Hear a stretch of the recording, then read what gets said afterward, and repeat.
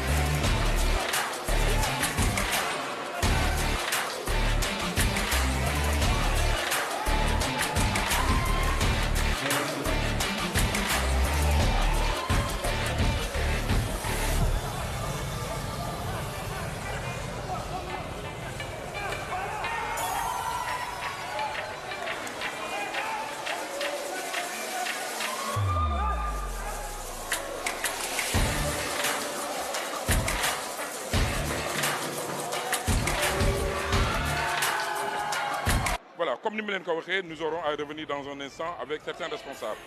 Mais les acteurs, c'est-à-dire les combattants, nous aussi on va les prendre parce que ce sont eux les vrais acteurs de cette compétition régionale qui se déroule ici à l'INSEP, au stade Iba Mar Diop. Véritablement, ce n'est pas facile parce que c'était prévu pour le stade Amadou Barry de Guédiawaye. Mais pour des raisons d'indisponibilité, les responsables, Babacar par exemple, a pris le soin de demander la salle de l'INSEP. C'est vrai, c'est une grande salle. Malheureusement, ce n'est pas bien aéré pour une compétition de cette envergure. Mais Amoul Solo, Lolo, dañ koy gérer. Et on va prendre certains responsables. On va prendre des combattants, on va prendre les finalistes, on va prendre les femmes aussi. Parce que il faut nous dire l'un. Donc, je reviens et je vous propose de regarder la suite de cette émission.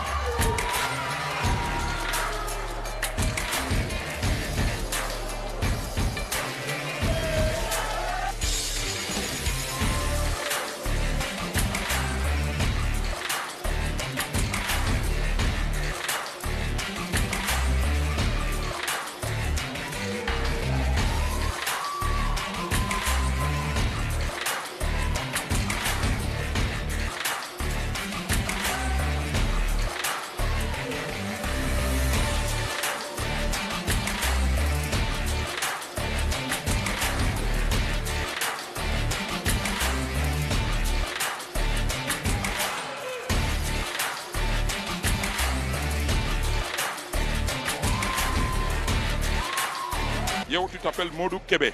Ay, Modou Kébé du club Daxaba Dramé. oui, mais xam nga Daxaba est-ce que. bien sûr, xam naa Daxaba. naka nga ko xamee. Parce que on a des maîtres là-bas, comme maître Samba Thiam. ñu ngi jàppale si entraînement bi bu baax. daan na ñëw foofu. Bien sûr. et tu le connais bien. bu baax wax dëgg yàlla di ñu jox ay conseils même bu dul aar sax même bu dul si aar bi ni nekk ñu ngi jox ay conseils yoo xam ne moralement nga xam ni da ngay dem toog sa néeg nga xam ne yow mii yaa ngi dund aar bi wax dëgg yàlla. yal na ko yàlla yërëm. amiin amiin. alors tey sa compétition bi tey nga jël première place bi lan la def.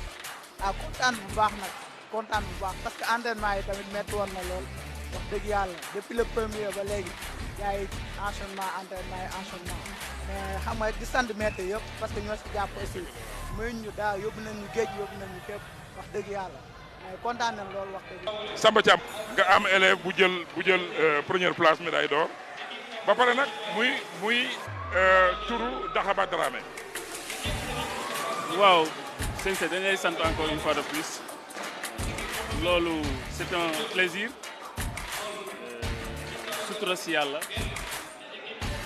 bokk ci tamit barket bi nga xam ne moom lañ tuddee crédit nekkoon bu baax bu am ay valeur ma di ci nandatal samay élèves ñu di ko roy je pense que donc ci ligne boobu lañ nekk xëy na loolu la ñu yàlla jàppale ba may leen ndam ñun nag dañuy góorgóorlu rek jéem a góorgóorlu bay suñu waar jaar fi nga xam ne fi ñuy jaaroon yow da ñuy jox ay conseils ñu fay jaar loolu moo tax xëy na yàlla jàpp nañu mais ñu ciy sant yàlla bu baax di kontaan. mais naka club bi ça va bi nga dox. waaw sant yàlla comme ni nga ko ñi ñuy conseil rek ñun fa la ñuy jaar donc di ñaan yàlla jàpp lañu yow tam ñoo ngi sàkk ci yow ñaan di la ñaanal nag ah. c'est ñaanalante. parce que yow da nga baax.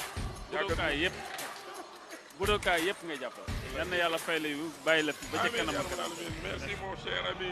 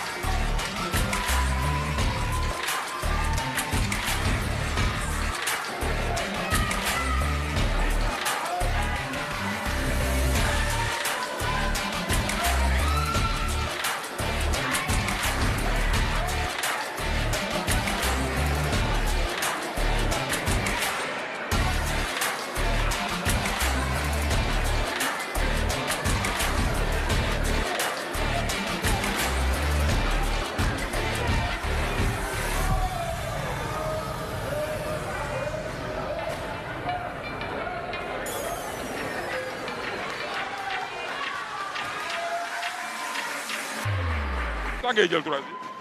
ah parce que troisième laa jël tey. man dama rus. looy rus. yaa ma entraîné ma yaa sama papa sax entraîné ma kay. alors loolu nekk loo xam ne jaaxal nañu mais damay jël deuxième bi après ñëw si première bi n'est-ce pas ñu dem si première bi ñu dem si deuxième bi.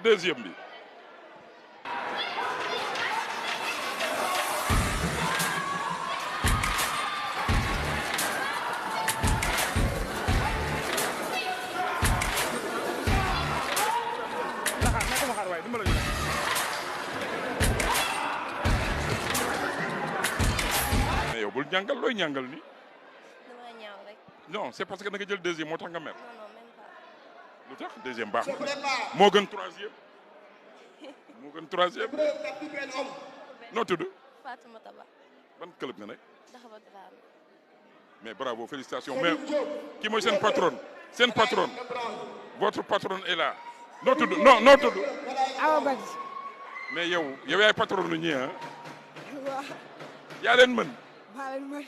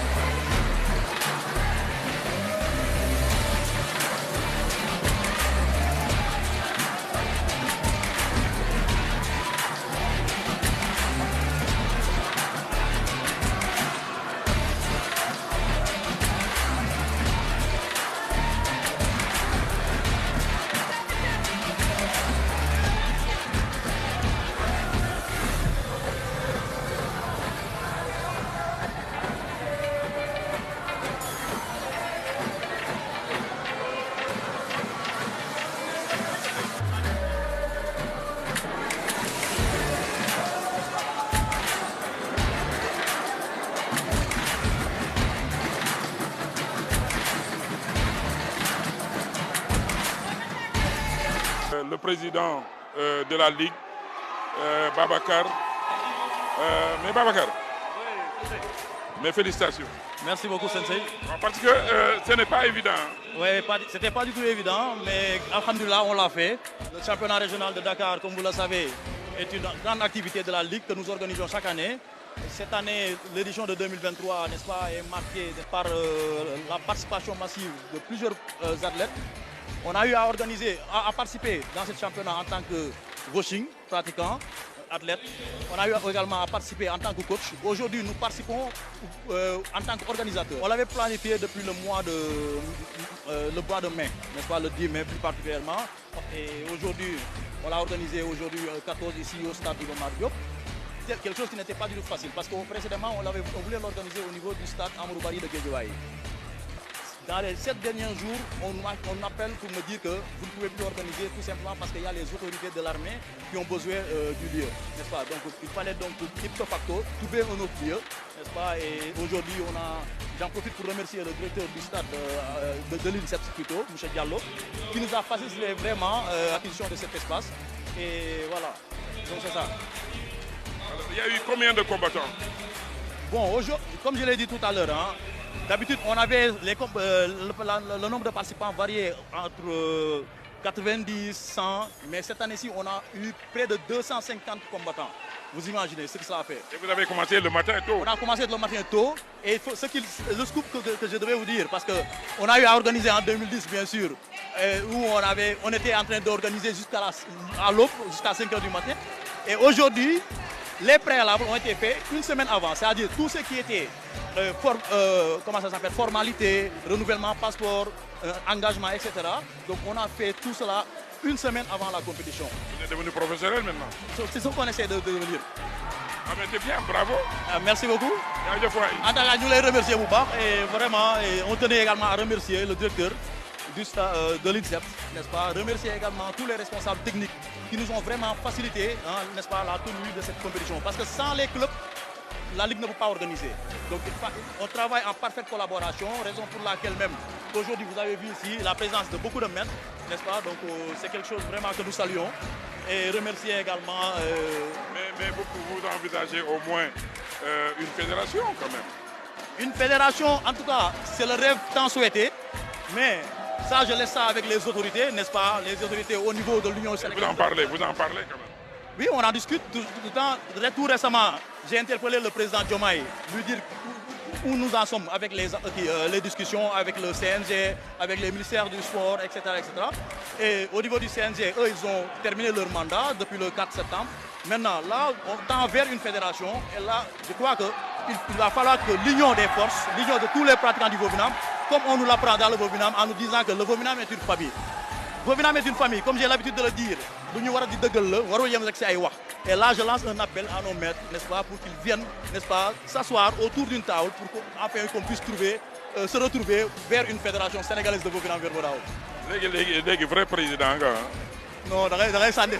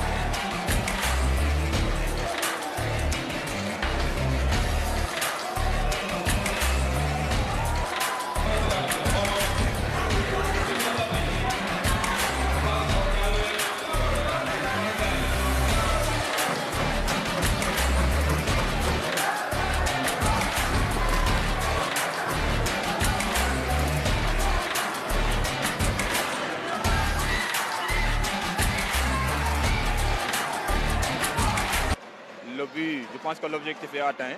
C'était donc de rassembler la famille du Vovinam de Vodao au sein de la Ligue de Dakar pour qu'ils puissent donc échanger des passes et des techniques, voilà, s'entraider en tant que frères et sœurs. C'était pas évident d'organiser, surtout dans cette salle. Non, ça ne l'a jamais été. C'était un deuxième plan. On devait le faire là-bas au stade Amadou Barry. Malheureusement, il a été... Déjà, il y a l'ambiance. C'est ça, il y a l'ambiance. Oui, l'objectif est atteint. Je pense que l'objectif est atteint. Techniquement, ça va, l'ambiance est là, comme vous l'avez dit. Voilà, machallah. Le ciseau, le combat. Voilà. Vraiment, c'était bien. Tout est là, voilà. Techniquement, on peut dire que ça va. Vraiment. Félicitations. Merci beaucoup. Félicitations. Alors, lui, c'est le directeur technique régional. Il fallait bien lui tendre le micro aussi. Ce n'est pas évident parce que la salle est trop petite. Ah, mais ça, c'est vrai. Mais on ne peut pas les empêcher de le faire aussi. C'est l'ambiance, comme vous l'avez dit. Voilà, mais c'est bien. On est obligé de l'accepter. Merci beaucoup. Voilà. Merci. Le Vovinam marche au Sénégal. Partout où vous allez dans le Sénégal des profondeurs, il y a du Vovinam Vodao. Et ça, véritablement, c'est le moment de se retrouver entre le CNP et l'Union Sénégal Vovinam, de se retrouver pour être une seule fédération. Et je pense que Diomaye Dieng, qui est le président de l'USV, et le président Monsieur K, mom tamit bëgg na lolu té lu benn nit mën ñaar ak ko daax. Donc il est grand temps que les gens se retrouvent parce que soo gisee lii ambiance bi c'est extraordinaire. Ça c'est extraordinaire. C'est une bonne ambiance. Lii la ñu soxla. Faut ànd liggéey, développer la discipline. Alors, moi je pense que c'est sur cette note, mesdames et messieurs, que je vais vous quitter. Ça a été vraiment un plaisir que de vous avoir aujourd'hui ici sur le tatami de l'INSEP. On a tatamisé ici sur le tatami de l'INSEP. Bravo en tout cas aux organisateurs, bravo au président. Merci d'avoir suivi cette émission de Tatami. On se donne rendez-vous samedi prochain, Inch'Allah.